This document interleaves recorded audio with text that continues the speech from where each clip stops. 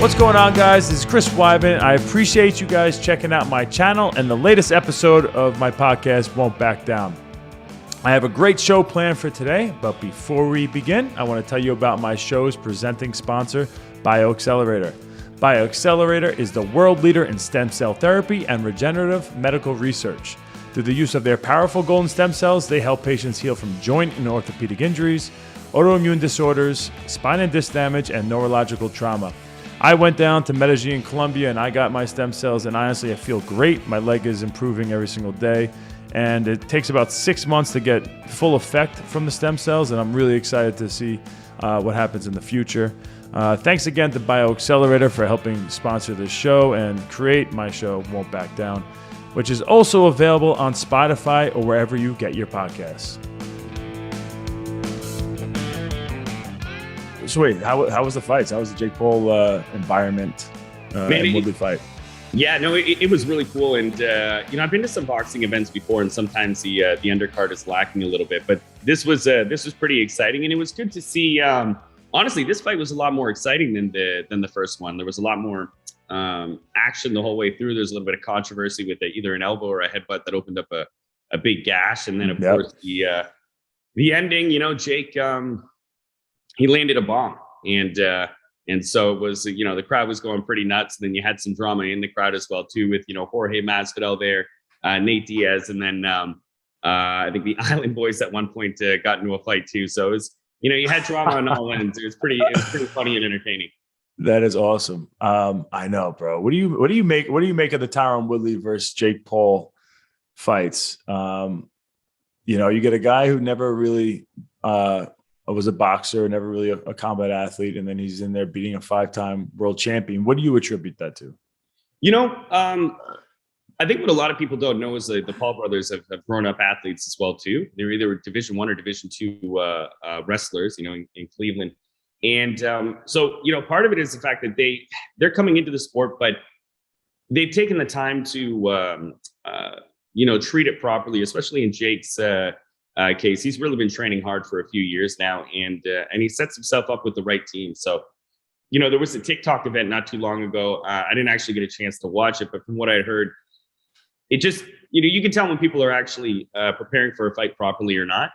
And I think he just really wants this in regards to Jake. And, he's had consistent training for 3 years. He's like 24 years old right now. He's been an athlete, so he knows what it takes. And then if you see his camp, he's got, $1 million training camp. So when you have all those things working in your favor, then, obviously you can jump to it a little bit quicker. But I would attribute it to the fact that they're athletes. They've got the youth there, and he really wants to be a fighter right now. So, how about the size difference? Does that bother you at all? And like the way he's picking opponents, do you think it's he's calculating kind of his opponents really well? I would say, yeah, definitely that's a factor. But I think it's also tough because you're like, well, like cruiserweight, who's he going to fight that has a really big name, right? And so he's been going after mixed martial artists, obviously, but there's a lot more.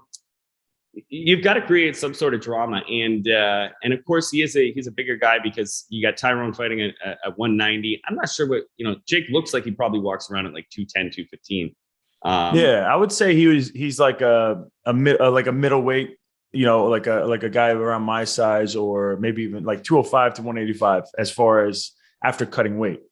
So the 190 mark is a great weight for him. Tyron Woodley, obviously, he's probably walking around at that weight, and he's a short dude who throws one punch at a time, even in the UFC fights.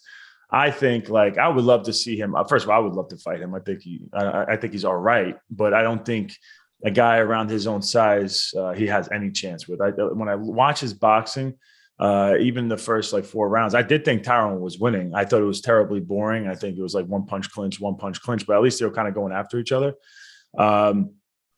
I would love to see him fight Anderson Silva. I mean, he's calling out all these fighters with UFC contracts. I don't think he's really that. None of those are really going to happen at this point.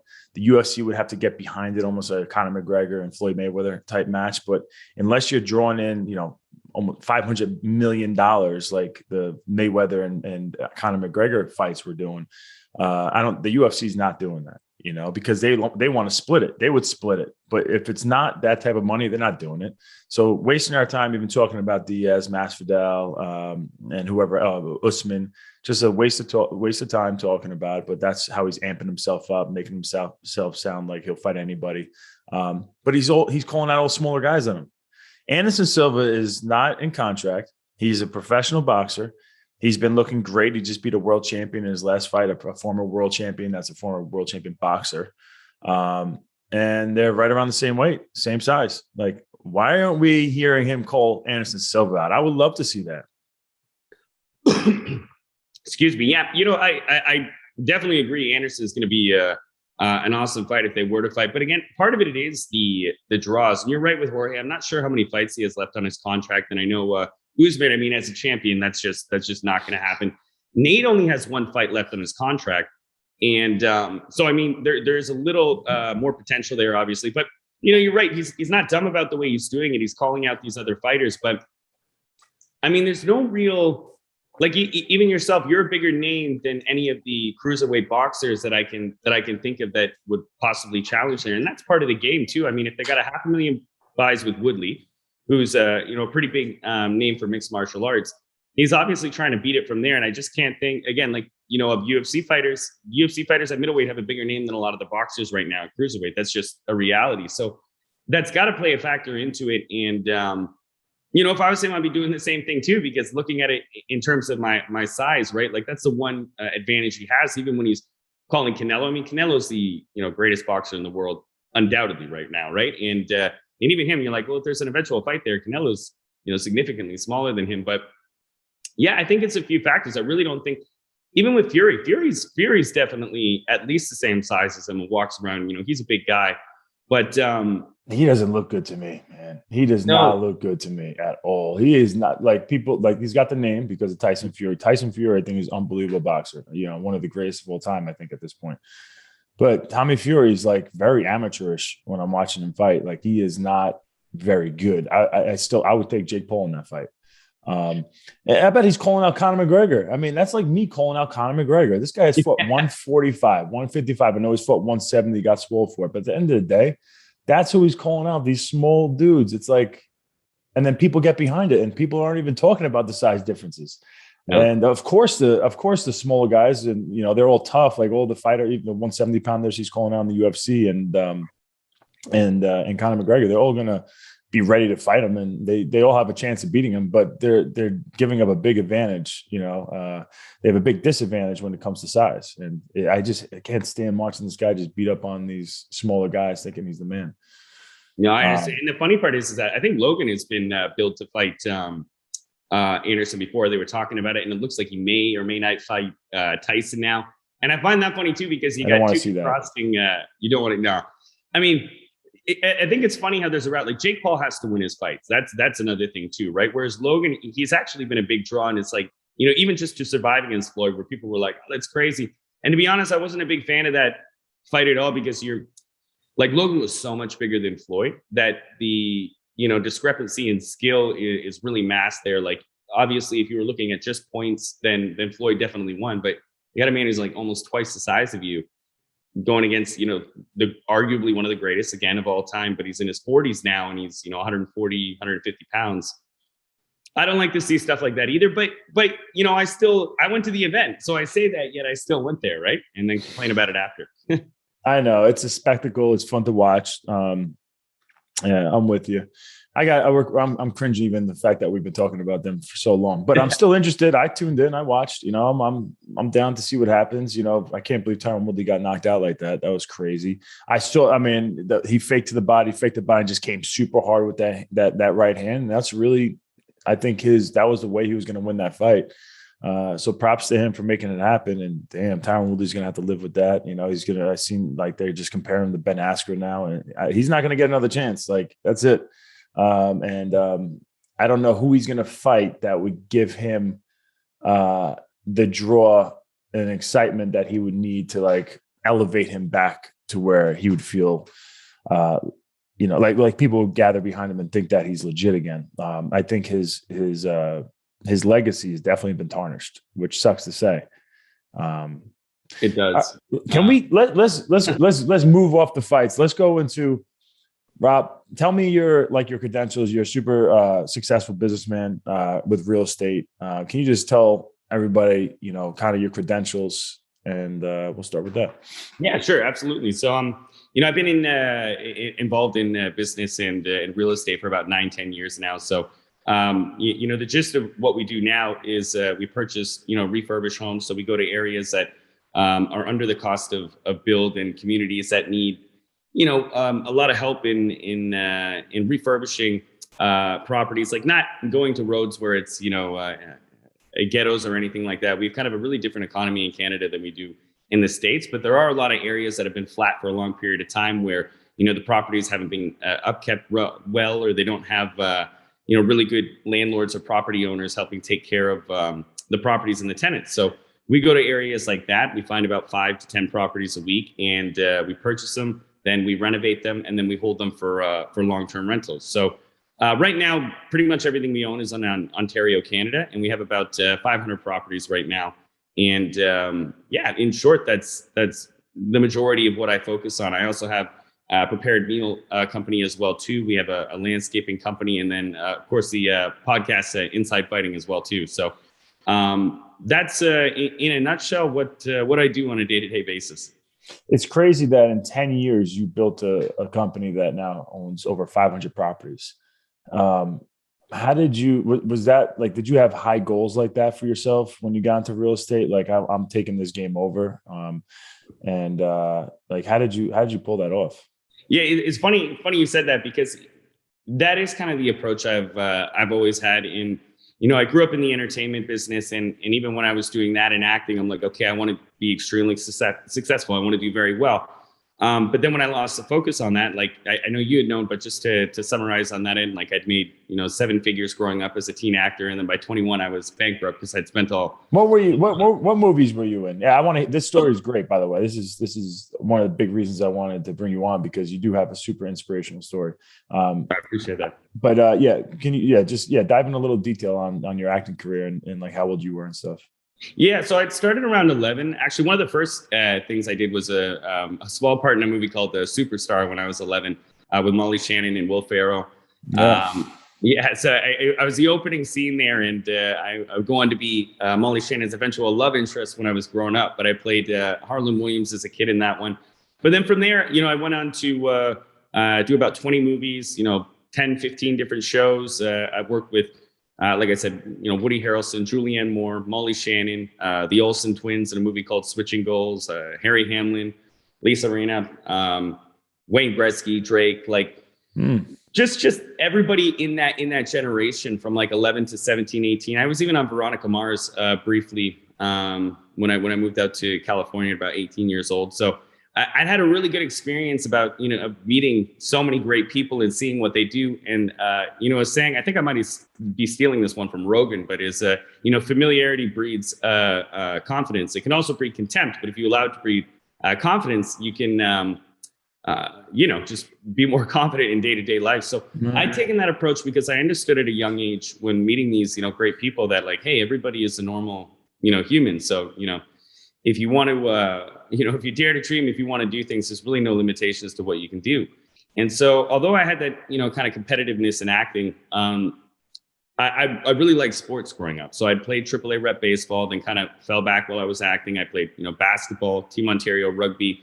And then at about 14, 15, before, UFC got cool, I remember I purchased my first like UFC videos on VHS. So like Frank Shamrock time. And this is when Tito was just starting to get big. I went to my first event in 2002. So that was UFC 40, which was Tito Ortiz, Ken Shamrock 1.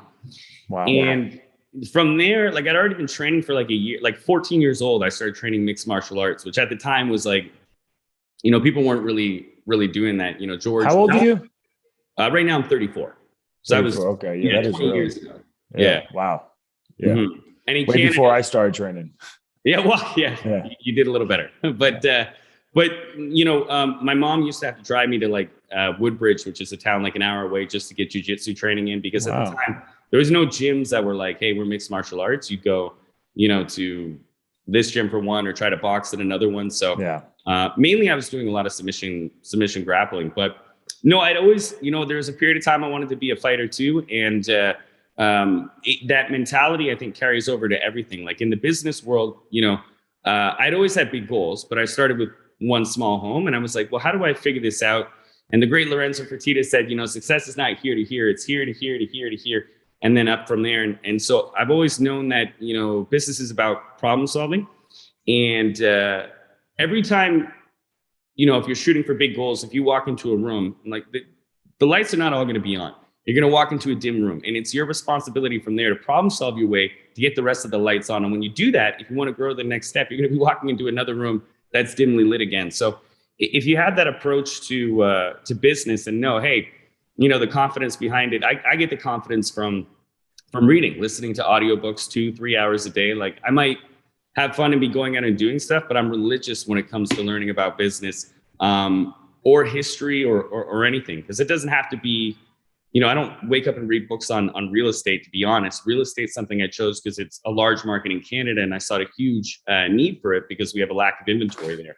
Yeah. So, I just try to absorb information from all angles and change my context. In the field I've chosen to be competitive in is business. And it's competitive with myself, not with others, because I don't like that scarcity mentality where you have to try to, take from others to build yourself. You're trying to create more value and help more people. So absolutely. That's why, I always look at a lot of fighters and things and I'm like, man, if you can do well in this, you could dominate business if you had the same approach, because if you're 2 for 10 in baseball, you're never making the big leagues. If you're 3 for 10, you're in the all-star game.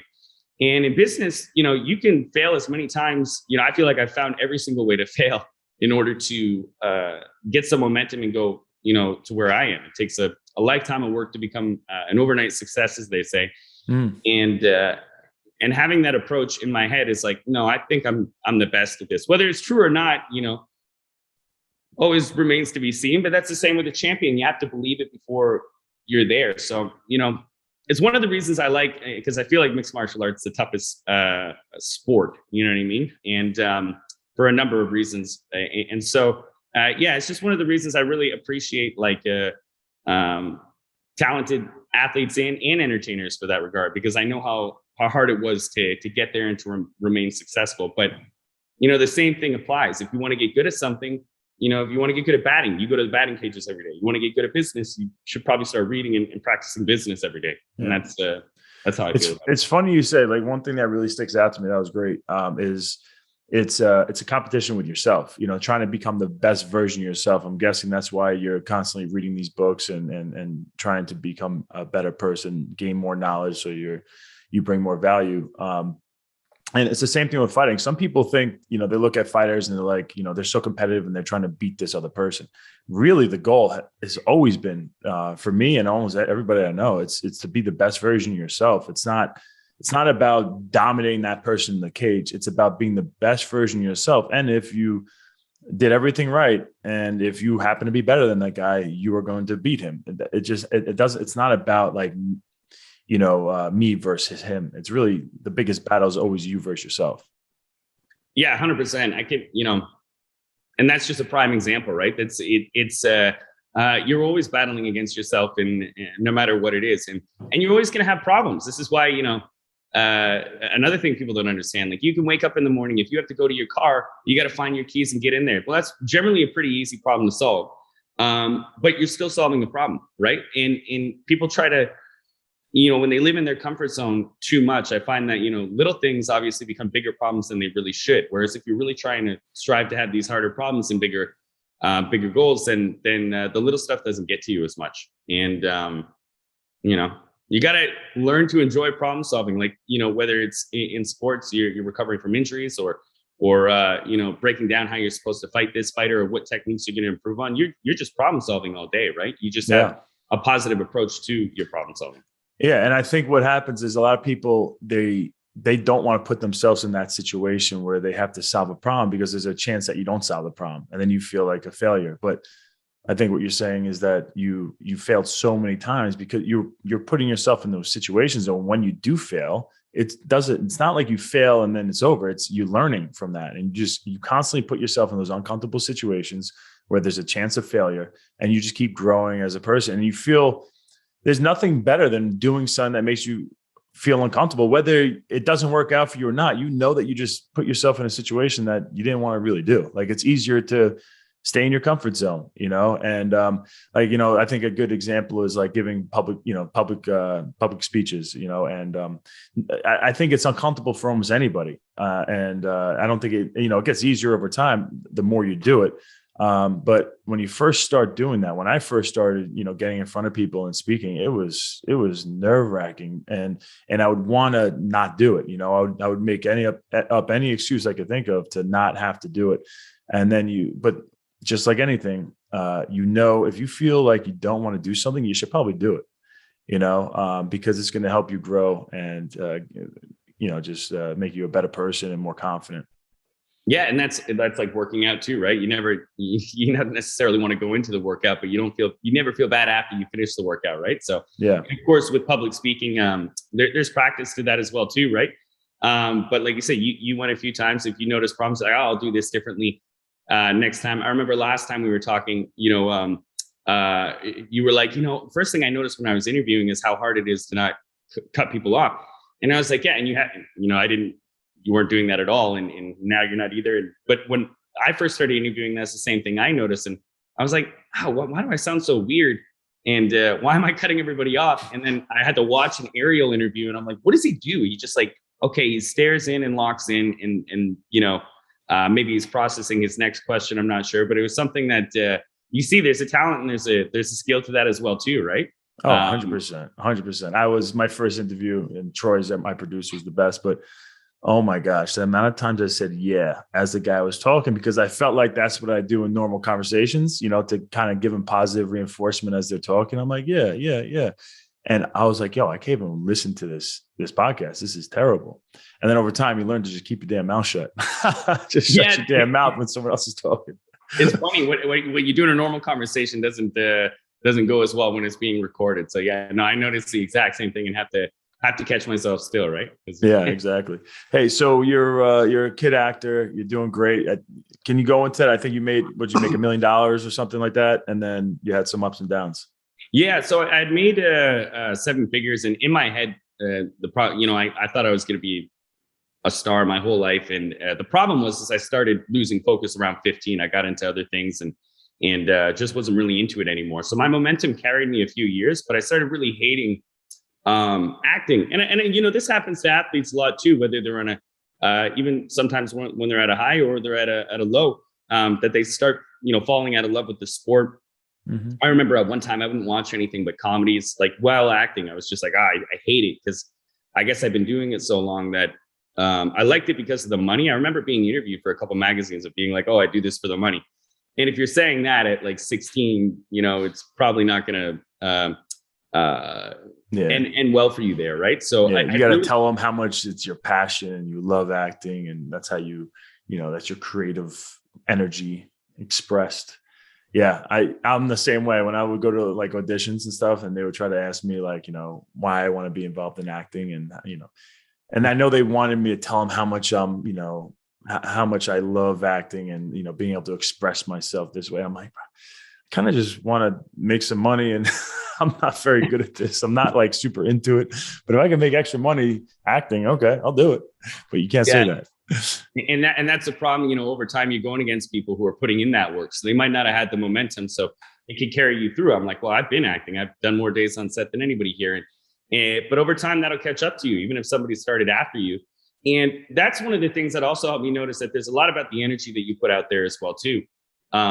Because it doesn't seem to be like everything seems to correlate the same to me. Because I've not been an A-list celebrity, but in Canada, I did very well, and as well as you can as a child actor there. We don't get paid quite the same, but a lot of them were American productions, and I was working on those, right? So, but the mentality of it, like even then, I've always remembered when even young, I was 5 years old, like I remember pretending to be like Roberto Alomar in my backyard, like diving catches and like, oh, I'm going to be in the big leagues. So as long as I can remember, and that's probably a lot to do with my mom, who's, always like, hey, you can do whatever. I've always thought I was going to hit the pinnacles of whatever it is that I'm focused on. But I've noticed every single one, whether it was sports or acting or business, the mindset played a huge role into it. And if you're not focused on it, like that momentum can get you. And that's, see, my unfair advantage is, I only got like 6 credits in high school. So, failing is fine for me because, you're taught not to fail anything in school. Whereas I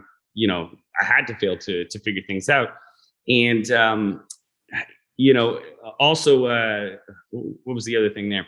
Also having the ability to experience these highs and lows at a very young age, I think is also an advantage too. And then, yeah, like I said, putting that energy in there and being like, hey, I'm going to be number one. That's why I don't slip now. Like, it's easy for me to be like, oh, why do you continue to read? Or maybe you should stop this. It's like, well, I've been there before, and I know what happens when you start to cool off, and it's only a matter of time. Your momentum can keep you there, but I don't want to do one of these. So I want to try to stay on top of my craft as best as I can. Yeah, absolutely. If you're not moving forward, you're going backwards. There's no neutral. You're in neutral, you start rolling backwards. You're kind of all on like a little incline, and you have to keep moving forward. You just fall behind. So wait, tell me about some you made your 7 figures, and then what kind of crossroad did you come to? So I moved to LA, I think like 2005, and actually trained at 10th Planet Jiu-Jitsu for a little while out there. So when Eddie had the gym, I think it was on Santa Monica. We'd do some rolling with Joe Rogan. You had some UFC fighters that would roll through there.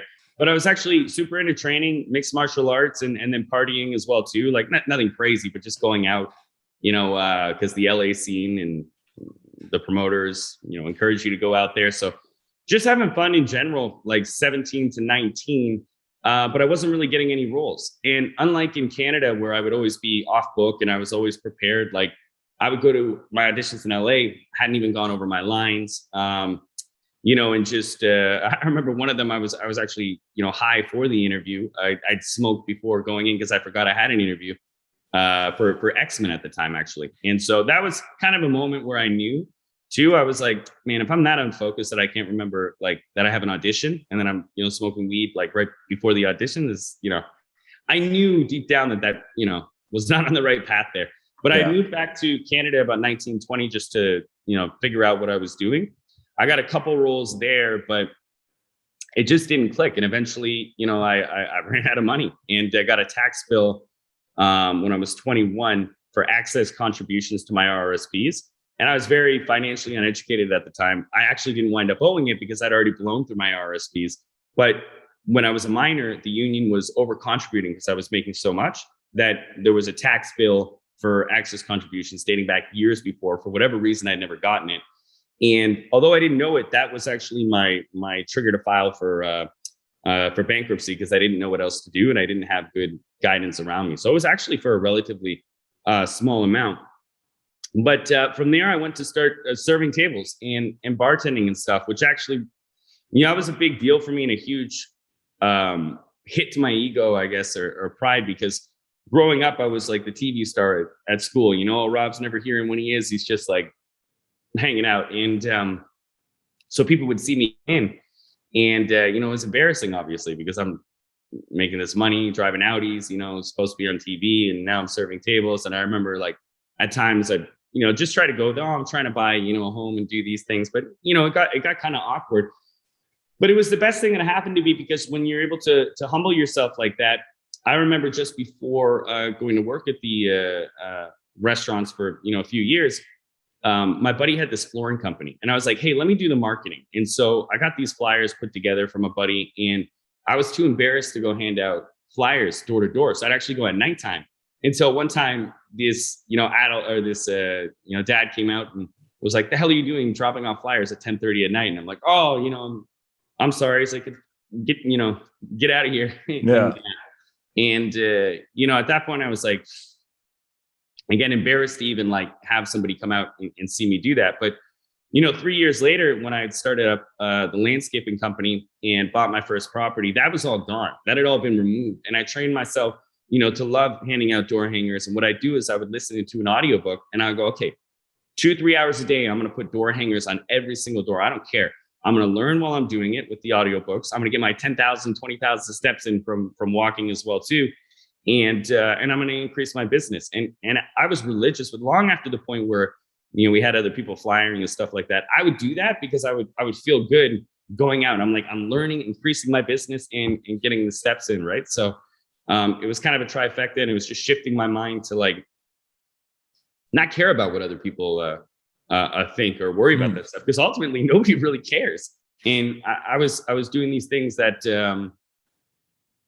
just to hide myself from embarrassment or feel comfortable. Right. Yeah. And the problem again with that is that now small problems are big problems. So, that's another reason I say being uncomfortable, like, better than anybody in the situations you've been in, the most uncomfortable in the world, like going out there to fight for the belt, like it's just crazy. It's a different mentality, but that's why, I feel it's very important to keep yourself in uncomfortable situations with stuff that you like, right? I'm not going to, I love real estate, but I'm not going to learn how to do taping and mudding on drywall. I've done it once and I'm like, this is not for me, right? So I'm not good with contracting work, and I understand that. So, but I'm good with lenders. I'm good at finding value, and I'm good at team building. So I have no problem putting myself in the fire in those problems. Were you actually pushing the lawnmower, or were you just creating a business? Yeah, no, I was definitely pushing the lawnmower. So, okay. Because I was going to say, I feel like it's hard to have a landscaping company if you're not the one doing the work, right? You're absolutely right. And it's funny, my wife runs a commercial residential and cleaning business, but they're very similar in how they operate. She's got like 18 staff, but the difference with her is like for every route you have, we need like a big truck and like $100,000 worth of equipment behind it. And she can get, a new nice Civic and some cleaning supplies. And you're like, so there's a lot of liability with landscaping, and it's different. You're in, or you were before in Jersey, so a colder climate. No. Long Island, New York. Don't confuse. Why do people confuse New Jersey and New York? Oh my gosh. This is all the time, even especially out here in South Carolina. They know I'm from Long Island. They're like, and they just throw it out there like I'm from Jersey. I'm like, don't you disrespect me like that. My mom's from Jersey. I hated going to Jersey. I had to go there to my grandma's nursing home all the time every weekend when I was a kid. I hate Jersey. I love the people. You guys are awesome. But at the end of the day, I'm not from Jersey. I'm very proud. I'm from Long Island, New York. Fair. Long Island, New York. But exactly same weather there, where it's, it shifts between the winter and summer there. But it's a ton of work. And I think if you don't have small engine repair experience, you're going to have a difficult time from experience, because where we've spent a lot of money is in exactly that, repairs to new equipment. So, hindsight's 2020.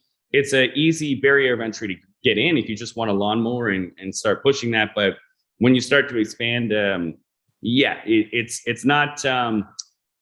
It's good for experience if you're starting small. It's not something, knowing what I know now, that I get back into. I had like a healthy vending machine company as well too. I've done, like I said, I've tried a bunch of things to figure out what would work. Did you expand that? You expanded that landscape company? Yeah, so we got about 500 like year-round clients. So for lawn cuts and snow removal. But if I'm honest, like that's some years we make money and some years we definitely don't, and it comes down to the equipment issues that you might have, even when we're good with labor. And of course, always the team is a big factor. But I'm not actively running that one either. It's similar with eFresh Meals. I'm very active in SID developments, but which is the real estate. But even there, I really like teams to have their autonomy. So like the guys, my president Ryan and the COO Alex are the guys I spend the most time talking to, along with lawyers, accountants, and whatnot. But if I don't bug them during the day, they're going to try not to reach out to me, because we've also done the same thing where we try to create a problem solving environment, right? So I don't want people just like panic calling me every single time. So we've created I think a pretty good culture with that. And what it allows me to do, again, is focus on learning and try to think of next steps, because it's difficult when you're so inundated with the day-to-day operations of your business, because then you really can't think. And it's hard, because a lot of it's visualizing and things. So it's hard to say how it would be so different. But I know that if you don't have that space and that time away, you're not able to think about next steps and what you're doing. Because a typical routine for a business owner is work 8 to 12 hours a day or even longer. and you don't really have that downtime to either learn, process, or try to think about next steps. And it really helps if you're not if you have more time to think about it, which doesn't happen overnight because you have to obviously hire and get there. Yeah. But it's something that helps now. Yeah, the only reason I asked so many questions about the landscaping thing is because my best friend has a landscaping company, and he does it all on his own. He might have like one kid with him here and there, and I think he's thought about expanding a few times, but he's kind of happy with the money he makes. But you can't do it forever. You know, that's a lot of work on the body. You end up having an injury or something, like you're screwed. But he does like 80 properties a week, and then he does, you know, things during winter. He kind of actually just takes off and goes on vacation. He doesn't do the snow removal and stuff, but I was just wondering how, like, if it's easy to scale a business like that and really move on from, because he is making money. That's how he makes great money. It's pretty much all cash, and it's just him doing it. But I think if you scale that, you start bringing other people in. I think I would think it's a tough business to scale. And like you said, now, like, you have all these year-round people and you create this infrastructure. You have a CEO and everything, like a president, and like you created what'd you do? Yeah. So that's mainly they're pretty focused on SID developments, but they also have a call a week with the other companies. For the landscaping, we have a general manager and management. But yeah, my infield, as I call it, like I'm the pitcher, so to speak. And then I'm pitching to my president, who's Ryan, who we actually call him our EPPs, the executive people pleaser, over president. So we kind of have our own title there. And then our first baseman is our COO, Alex, and he's a very analytical Richard Ivey School of Business graduate. Very good at building out systems and teams and reports and data and all the stuff that I'm terrible at. And then we go from there, and we have our lawyers, I call it at second base, and our accountant at third base. And then I add lawyers plus our coordinator, because we have, a few for corporate litigation and real estate. So that kind of sets up my infield. So I say our lawyers are at shortstop as well too. And then from there, we have, just in SID developments, we have the property management team, the construction company, and the acquisitions team. So down from there, we have our lead paralegal who runs all of our property managers, and that's our left fielder. And then in center field, we have our lead project manager for the renovations. And then in the right field, we have our lead agent for the acquisitions team, who deals with the other agents. So we create that kind of top-down system. You have to, when you're scaling a business, that's ultimately what you want to get to, is how do I get an executive team? Because then you're dealing with these people who have to be highly accountable. So if there's any problems all the way down, so we've got like 60, 70 plus staff members, but we're working with like 200 plus contractors at any given time, just in the real estate side, because we hire locally. We don't hire the labor in-house. We just manage it with our site supervisors and make sure people are moving, right. But so you take bids on every deal, and then your project manager just kind of oversees it? Yeah. So while project manager oversees the site supervisors, and the site supervisors go to site every day. They'll go to 10, 15 sites to make sure that people are moving. So but we work with a lot of the same trades. So we have to build up a network in those cities, and we just basically have full-time work provided. So if they can handle 2 to 3 sites, okay, they're on 2 to 3 different sites. And so that's how we do it. But when you create that accountability, there's only a few people that can be responsible for things. And then now my job is only to find 4 or 5 all-stars. So I need the best COO. I need, in my eyes, the best person that I fit with, right? And president. And it's a little bit of balancing personalities as well too. But those are the only people I'm really accountable for. And then they're who they're accountable to is the person next from there. So that person needs to be an all-star for them. And if anything goes wrong, it's on that person to be accountable for it. And that works the whole way down. But it creates those levels that you need, because there's no way you can communicate with dozens of people every single day and get the same message across, right? So you have to have a small group of people you can get that message to. Then, you're going to be more successful.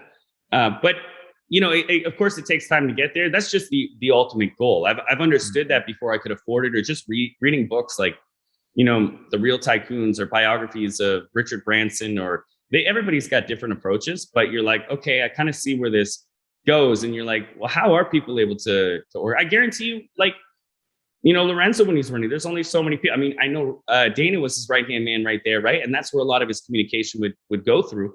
And now you got Hunter, who handles a lot for Dana too, which is probably very smart. A lot less liability when you have a lawyer speaking on your behalf, but there's only a small group. Like Dana's a great communicator. I'm sure he can talk to a bunch of fighters, but for actually key decisions, there's probably only so many people that he talks to, Absolutely. Yeah. I think it's key. I haven't done it on my own where I created this infrastructure and, like that, but every organization that I've been a part of, or, like successful business that I've seen or heard of, it always has like that clean infrastructure. And it's not like they're talking to so many different people, it's 1, 2, 3, maybe 4 guys. That's it. And then it just kind of distributes down the line. Yeah. Because, how else? It's so much easier for me to, and it's probably the wrong way, but be upset with just this one person and be like, hey, what are you doing? This is your responsibility, because then they have to hold that accountability down the line. So yeah, it's, and back to the landscaping. Yeah, you're right. Like if you're doing it yourself, you can make money. A lot of the service-based businesses you can, and it'll bring your hourly quite a bit, but you also care more about your equipment. You're doing a lot of things that you might not necessarily be able to hire out for. So you're going to have to do a lot more revenue in order to replace that.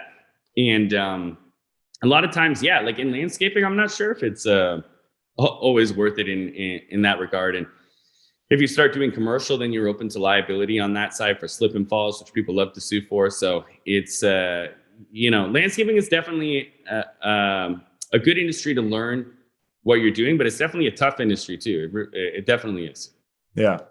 So with your going back to, now I'm going to real estate, in your real estate business, it's all buy and holds, right? So you buy at a good cost, you'd hope, because it's kind of depressed real estate projects, and then you renovate them, and that brings value to it. And then you get cash flow with the renters. But I would feel like the most money would really come by selling it at some point, right? Because you have all this value in real estate. Is it constantly like learning how to, because you have so many properties now, learning how to take loans off of the real estate you have to create more, and then money wise, it's just the cash flow from renting is how you make your money? Yeah, well, we excuse me, we make it a few different ways now, right? Because I have the acquisitions team and in the renovations company. I don't directly bill our corporations that way, but we do get a vendor rebate from there, and even Home Depot. We have a kickback from Home Depot for ordering materials because we get them in volume. So that allows me to help fund the infrastructure. The property management company is set up very similar to other property management company in terms of the fees. Ours is less because it's internal. I'm not going to overcharge myself, but that helps fund the property management company. But a lot of it is cash flow. But since we know how to create value, we work with our lenders and could pretty much, as long as they fit our metrics, purchase what we want. Like we raised probably about 75 million in properties we bought this year. And that's on the purchase side. And then of course, then we renovate them and then create that value and increase, and then refinance them from there. So I don't rely directly on cash flows just to scale, but we have to make sure that we're creating that value. So we're always in check, and whether it's our lenders or the banks, making sure that we're not buying properties and renovating and not getting any increase. We also have, in Canada, we've got good economics anywhere. So even these depressed areas, they're not really depressed. They have good median income. It's just the housing market has been flat for decades. And my thoughts are always, if you don't have a utopic situation for housing, is all homes are 10 to 20% above the cost to build. So say it's 200. It's much more than this in Canada, but $200 a square foot to build a 2,000 square foot home. Okay, that should be 400,000. Then the appropriate price would be 450 or 440 to 500,000, so that there's some margin there for the builders. But what happens is you go to Toronto and it's very high demand, or you go to New York and it's very high demand in Manhattan, so the price goes way up, and it's like, okay, now it's $1,500 a square foot, even though it only costs $200 to $300 a square foot to build. So I don't focus on those areas where I'm trying to make a $2 million home a $4 million home, but those cities where they average under the cost to build. If they're under the cost to build, it means there's not going to be any developments there, because what kind of a builder is going to build if they can't make any money? Yeah. And over time, that creates a recessionary environment, because the homeowners are getting screwed if they're, we're told it's the American dream, so to speak, or even the Canadian dream to own your own primary residence. And the reason that was so good is because on average for the past 100 or plus years or whatever, it's risen at the rate of inflation.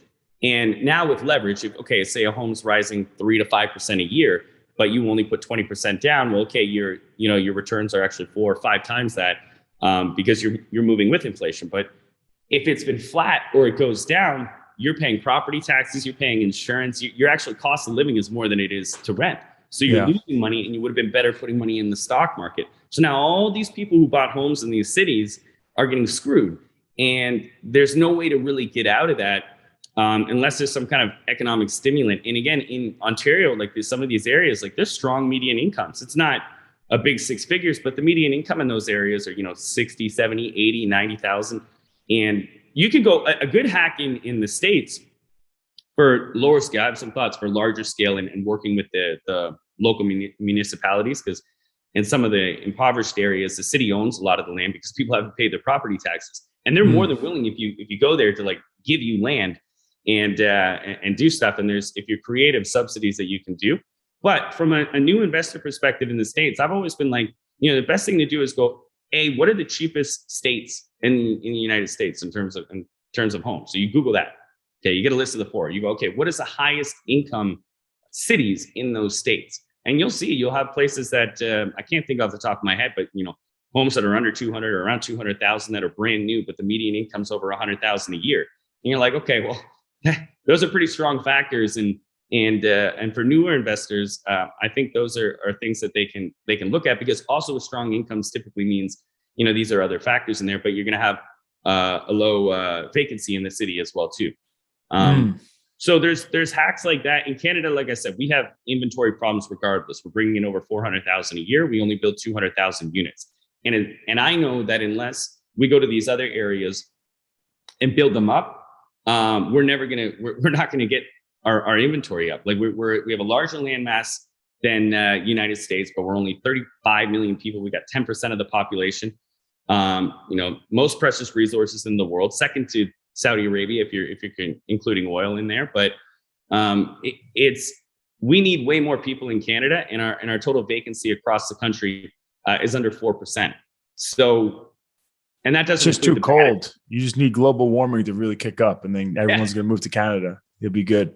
Well, they're already moving, right? Like there's a lot of people in there, and the government wants to have 100 million people by 2100.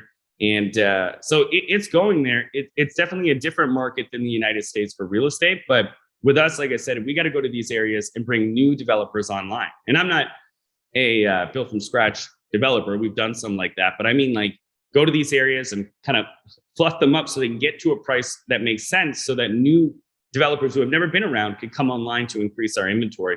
Because the guys in Toronto, around GTA, and those areas, they're not going to magically do 10 times more projects. And this is something I think, I don't know if the government understands it, to be honest, but that's what they need to do. And you're starting to see it. Like, I can't by any means do this all on my own, but we invest a lot of money into these cities, and over time you see more people do it. And then, it winds up really creating a lot of economic value for the cities that need it the most. What's your thoughts on like the current market and just real estate in general right now, with inflation and all the money that's been printed? Where do you see this all heading? Basically, we're getting to the good topic. So, I've been a rich dad, poor dad, Robert Kiyosaki guy. So, cash is trash. Been saying that for a long time. But, it's interesting. Since 2008 or 2009, I should say, we've been increasing the money supply by about 5 to 8% a year. And if you look at all of, the macro trends, all of our assets have been rising at about 5 to 8%, with the exception of, Pokemon cards and Bitcoin in 2019, 2020, which skyrocketed, and then the NASDAQ as well. So a lot of markets they tend to rise at the rate of inflation. They tend to rise at the rate of money supply increase. So it's a little bit of a game. And one of the big shifts that's happening right now is that, millennials, I just did a video on this, millennials have actually overtaken baby boomers.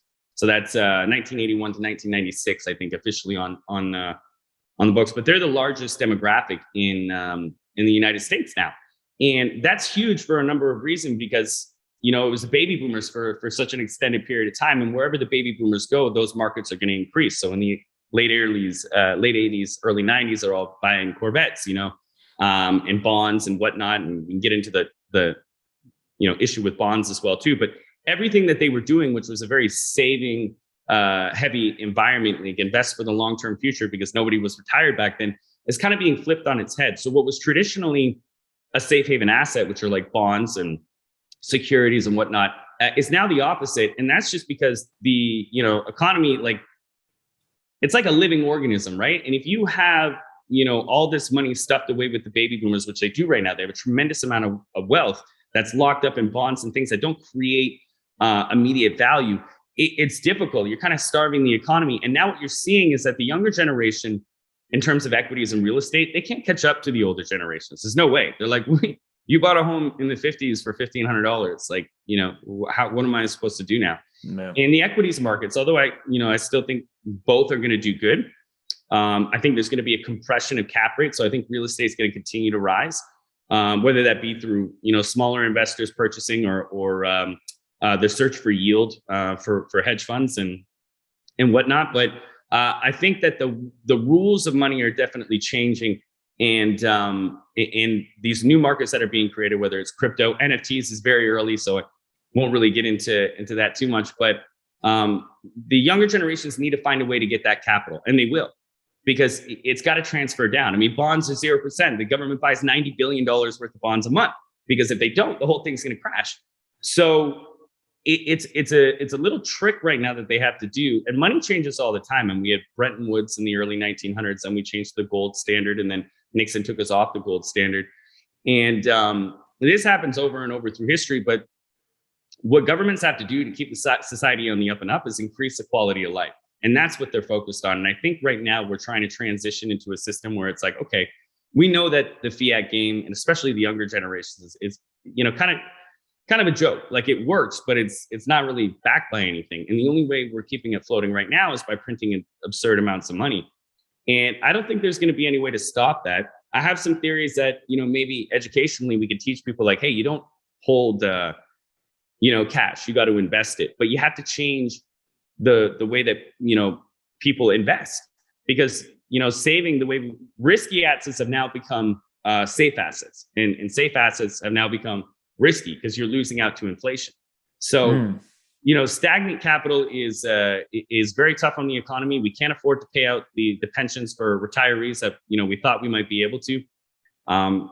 And this goes back a long ways. The road to hell was paved with good intentions. But when we started, Social Security, the average life expectancy was like 64 years old, right? So now it's 80 something. And you're like, okay, so it was never really sustainable the way that it was set up. And so, I definitely am a big believer in cryptocurrencies, and just because I see it as a way out.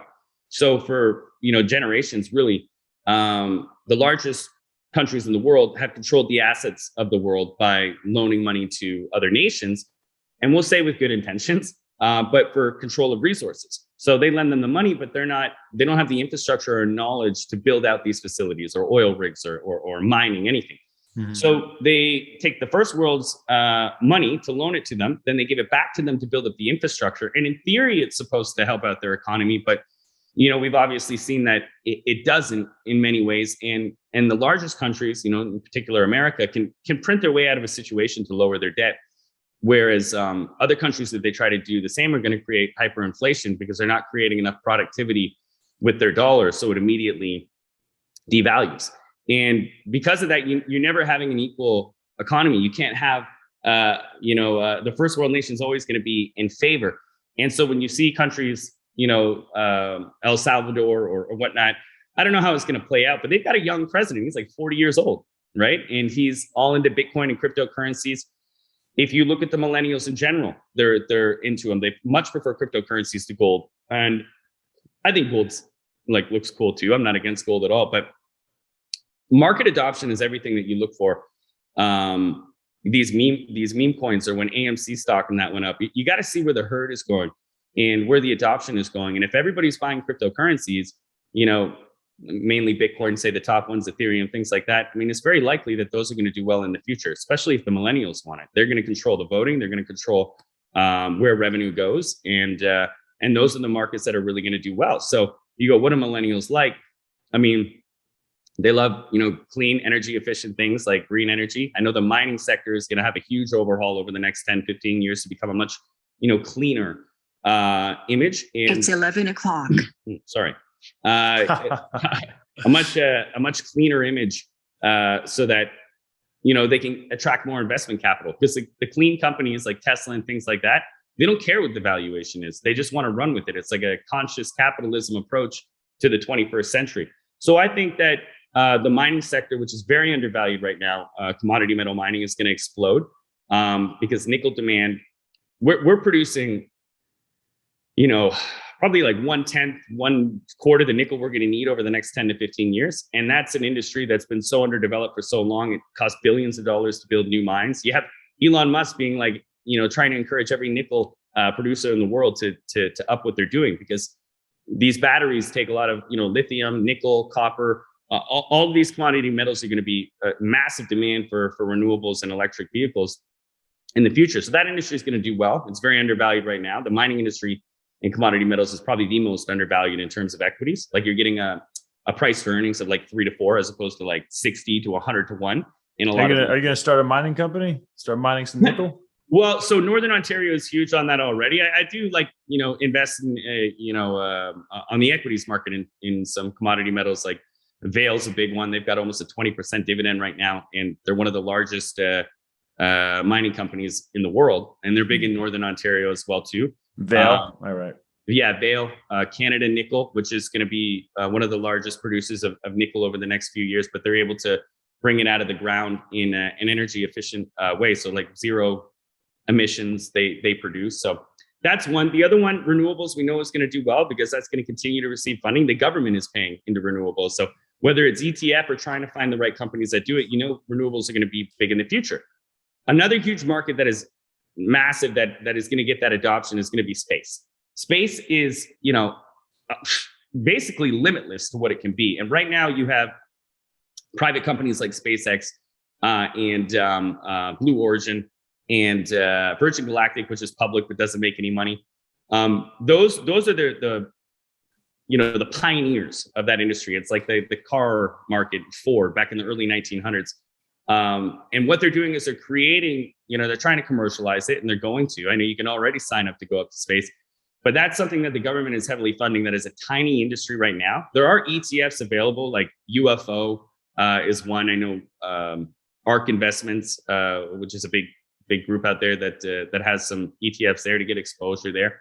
But that's a market that's going to explode and get massive market adoption that I think will be, 100 plus times the size it is now.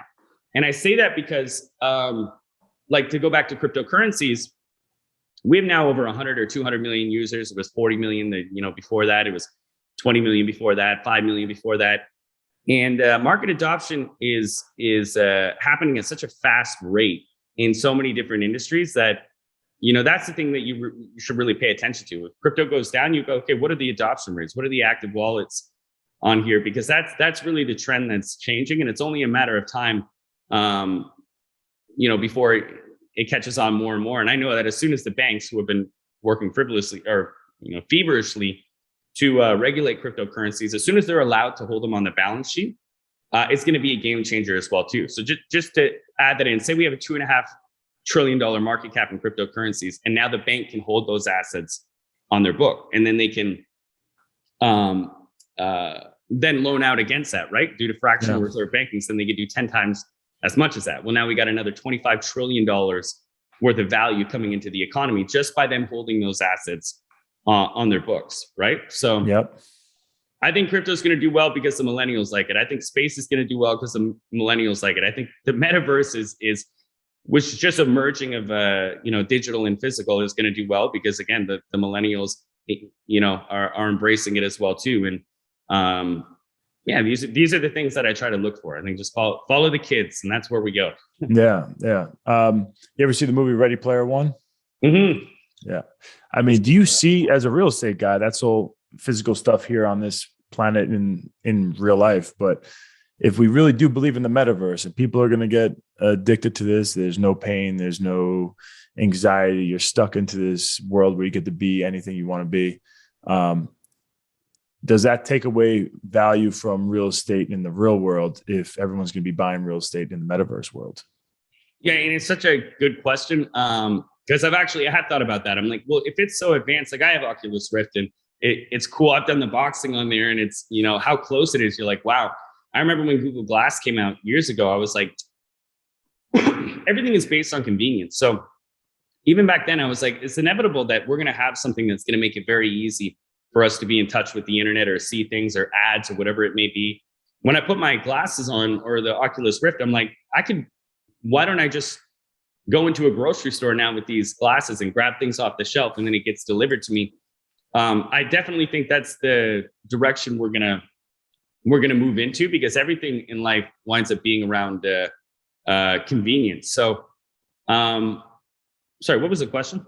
No, just that, like, you know, there's no pain, there's no anxiety. You know, you get to live in this game. You know, that's why kids are obsessed with video games, because the dopamine being released in their brains makes them feel like relaxed and feel good, and they get to stay in there. And now the next level up is VR, and then in the metaverse, you get to take that money, you get to use it in the real world too. And so the question is, does that take away the value of real estate in the physical, having the metaverse real estate going up at the same time?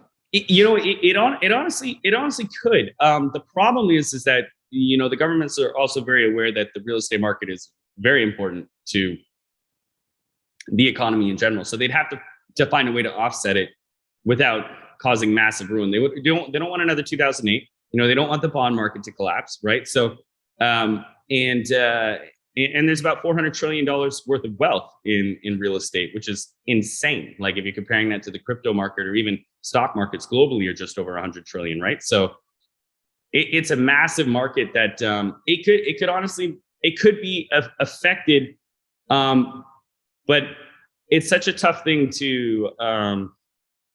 It doesn't seem like it would happen quickly, but it is something that I truthfully think about, because I'm like, what do you need if you have those on and you're able to, you know, do I even need clothing anymore? Or is it just digital skins, right? And ultimately, like I said, the younger generations are going to find a way to get this capital from the baby boomers, whether they like it or not. It's going to happen.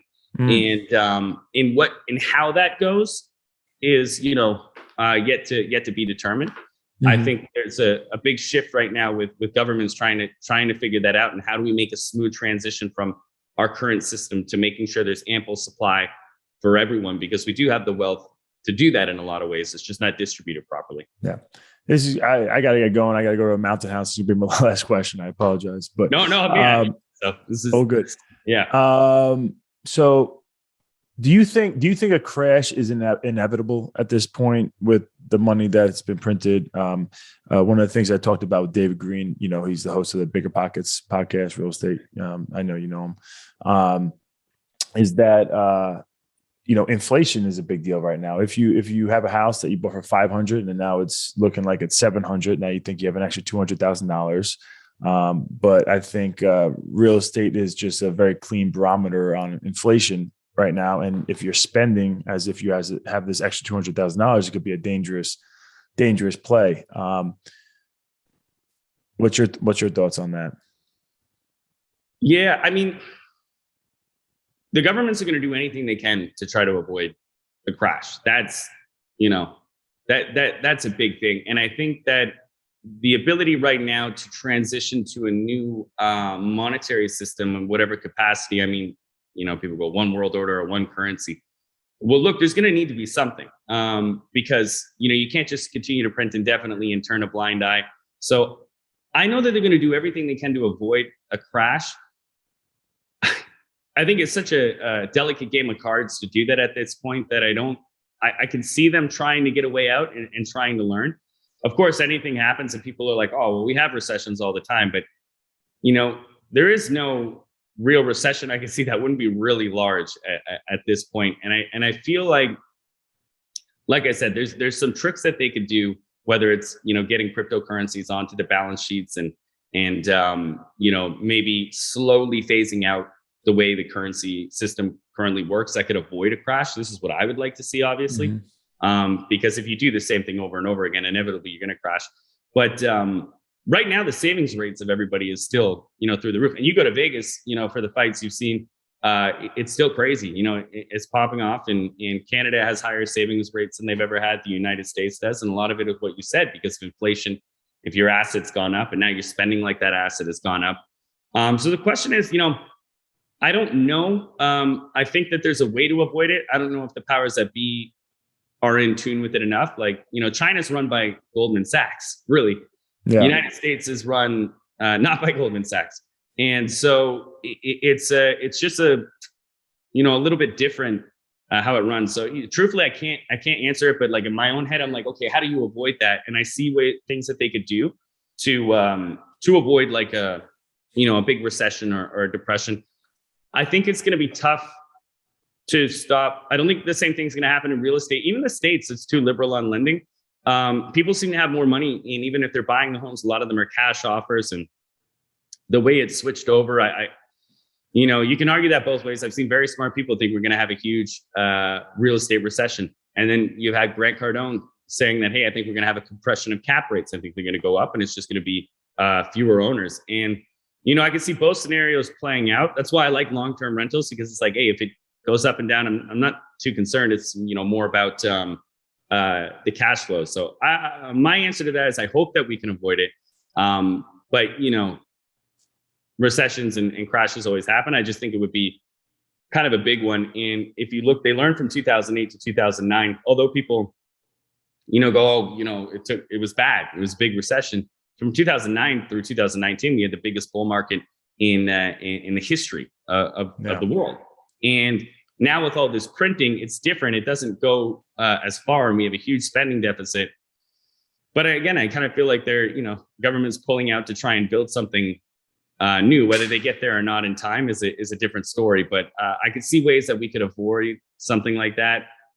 But you never really know. Is the truth. And this is the other thing that I would think, if it is going to happen, the people that take advantage of markets like that are people who have cash on hand, right? Who could buy up these depressed markets that when the crap hits the fan, which is a risky game because inflation's going up. So if you have cash and you're not making much interest on it, and you're not holding to the inflation rate, you're losing money. But then all of a sudden you have this cash that as soon as the crap hits the fan, you're ready to throw it in and buy up all these properties or whatever you want to buy up, because it's way cheaper. What would be your counter argument to that? Like holding the cash and doing that? The counter argument to that is that we printed over 40% of the money that's ever been printed in the world in the past 2 years. And a lot of markets, my buddy just messaged me yesterday. He's like, my favorite bottle of scotch was $70 6 months ago. It's now $100. I'm buying all the scotch in this liquor store, and saying it as a joke, obviously. Well, he probably did it. But that inflation is huge. And, we've seen that with champagne. My wife has a little champagne collection, because back before I was like, hey, it's an asset if you don't drink it. And, and on average, like whiskeys have risen even before. It's crazy. Yeah. Like 11% a year. Yeah. And then again, I about watches too. It's insane.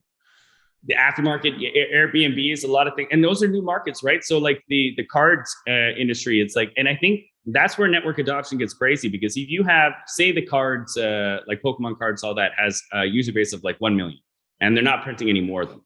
And now, say the Coffee Breakers has made it famous, which is a company owned by Dan Fleshman, who's awesome, amazing business guy, and Steve Aoki, the DJ.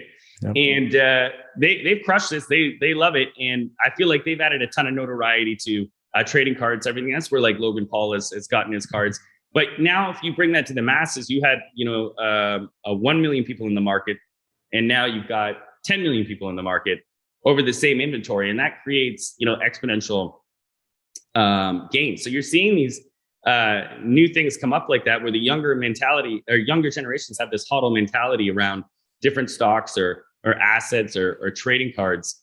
And it's kind of cool, because like I said, this is a way for them to create wealth in little pockets that wasn't there. Like the traditional assets that have been bought up like crazy, they don't feel is like an even playing field. So this is something that'll continue to happen. And again, with cryptocurrencies in the metaverse and things like that, like this is something that they know that the adoption rate of the younger generation is going to be much faster. And if they keep that momentum, eventually the firms, which is already happening, that control baby boomers' money, go, okay, now we got to get involved in this game as well too. And if you just get 5% of the capital in there, 10% of the capital in there, you got 100 trillion plus market cap on something right now that's 2.5 trillion. That already looks, people are like, crypto is super inflated. Okay, well, what are the other options, right? So I'm not all in on anything, but I think that argument to holding cash is that the inflation is just too aggressive. And then if we have a recession that went down 50%, you're only where you were 2 years ago. Anyways, at that point. And with all the money that's circulating around, I hate to say it's impossible. It's definitely not impossible for crashes to happen because they're psychological. But the government's going to do everything in its power, and I think they'd rather cause inflation similar to the 70s to deal with this issue, and then I think make a transition. This is going to be where they make a transition to change the way the dollar operates or the monetary system or something. Yeah. Oh man, I appreciate you coming on the show. I feel like I could talk about this stuff with you forever because I do have a million questions, but we got to go. Thanks again, man. And let's stay in touch. Let's do it, man. Like I said, I love this. So whenever you want to have me on, I'd be, more than happy. And I'm sure I'll see you soon at an upcoming event. Thanks for watching today's episode. If you enjoyed it, please let us know in the comments below. Won't Back Down is also available as a podcast, so feel free to give us a follow wherever you get your podcasts.